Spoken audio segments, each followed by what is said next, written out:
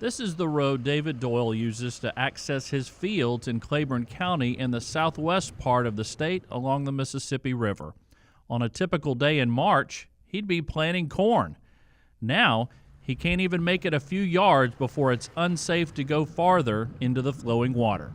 He has hundreds of acres underwater. It's a bad feeling, and when I first leased this farm back in '96, you would flood like 1 out of 7 years you'd have river. Now, if it doesn't flood 1 out of 10 years, you're lucky. Yeah. It's every year now, every year.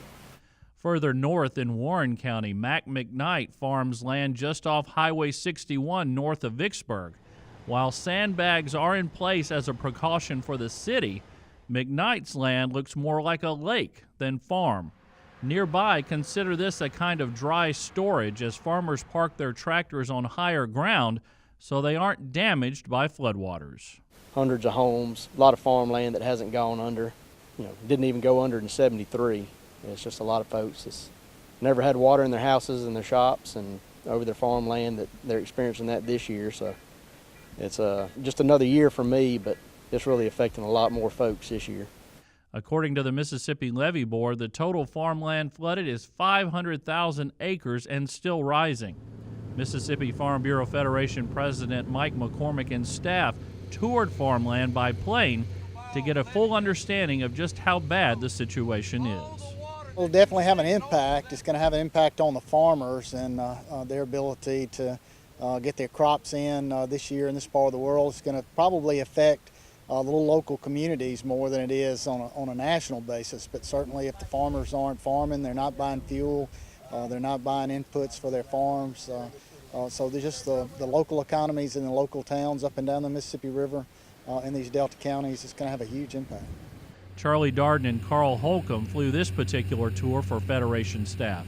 Starting on the Louisiana side of the river, passing over the Steel Bayou structure, north to Cary, Mississippi and Holly Bluff, then back to Valley Park.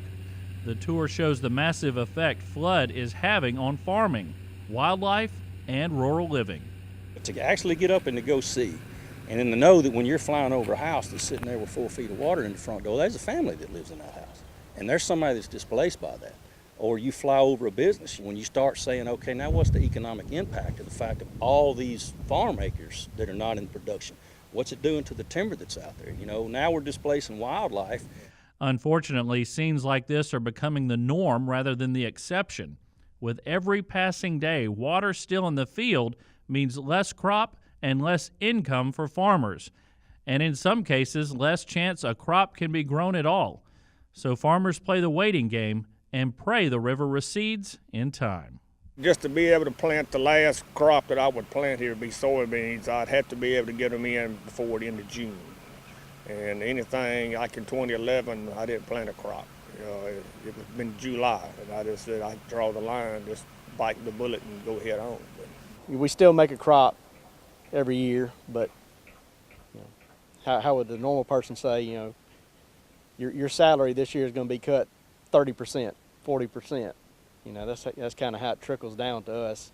It might take a while to get there, but it always affects your pocketbook.